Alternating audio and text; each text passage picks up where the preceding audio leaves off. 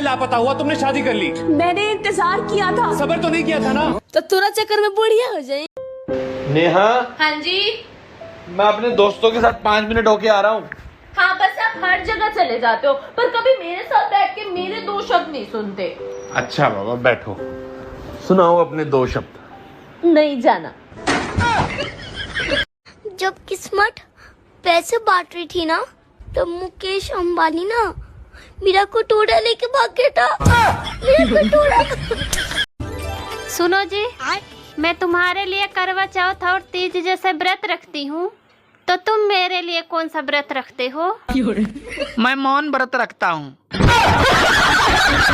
लड़कियों को दुख इस बात का नहीं होता कि ससुराल वाले काम करवाते हैं। दुख तो इस बात का होता है कि सारा काम कराने के बाद बोलते हैं घर में काम ही क्या है, 2 रोटी 2 बर्तन बस।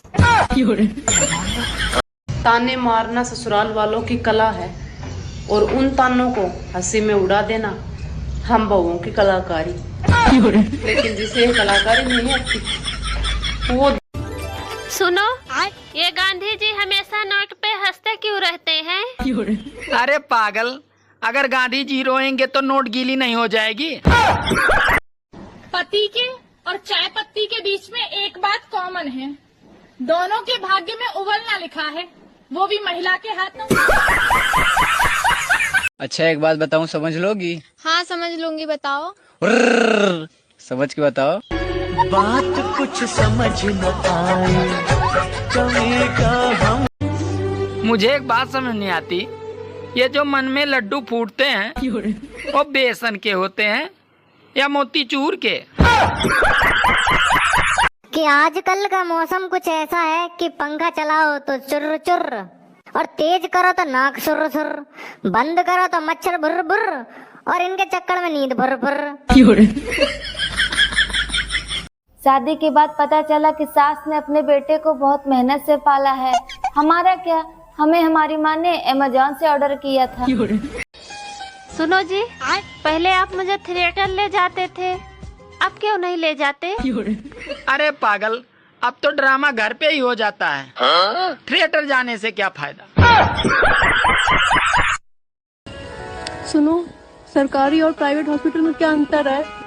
सरकारी हॉस्पिटल में जान से जाते हैं और प्राइवेट हॉस्पिटल में जमीन जायदाद से। हे राजा जी, हे राजा जी, हे राजा। मधुमक्खी की तरह जीना चाहिए, मधुमक्खी की तरह। जिंदगी में मिठास रखो, शहद बांटो, और अगर कोई कुछ बोले तो मुंह सुझा दो। एक चुटकी सिंदूर की कीमत रमेश बाबू नहीं जानता, एक चुटकी सिंदूर की कीमत हम जानते हैं। एक चुटकी सिंदूर की कीमत कपड़े धोना, बर्तन धोना, झाड़ू पोछे लगाना, बच्चे संभालना और राजकुमारी से काम वाली बाई बना देता है एक चुटकी सिंदूर। अगर आप चावल खाते हैं तो बहुत ही ज्यादा अच्छी बात है, अगर नहीं खाते तो भाई खाना शुरू कर दो, क्योंकि चावल खाने के 3 बड़े फायदे हैं। सबसे पहला फायदा ये है कि चावल खाने वाला इंसान कभी बूढ़ा नहीं होता। दूसरा फायदा ये है कि चावल खाने वाले इंसान को कभी कुत्ता नहीं काटता। तीसरा फायदा ये है कि चावल खाने वाले इंसान के घर कभी चोरी नहीं होती। अब मैं जरा आपको इन फायदों की वजाहत कर देता हूँ। नंबर 1, चावल खाने वाला इंसान कभी बूढ़ा नहीं होता, मतलब जवानी में ही मर जाता है, क्योंकि चावल सेहत के लिए अच्छे नहीं होते भाई। नंबर 2, चावल खाने वाले इंसान को कुत्ता नहीं काटता, क्योंकि ज्यादा चावल खाने से कमजोरी होती है और कमजोरी के बायस इंसान के हाथ में लाठी होती है, और कुत्ते को यही डर होता है कि अगर मैं इसके पास गया तो उसने मुझे लाठी मार देनी है। इस वजह से चावल खाने वाले इंसान को कुत्ता भी नहीं काटता।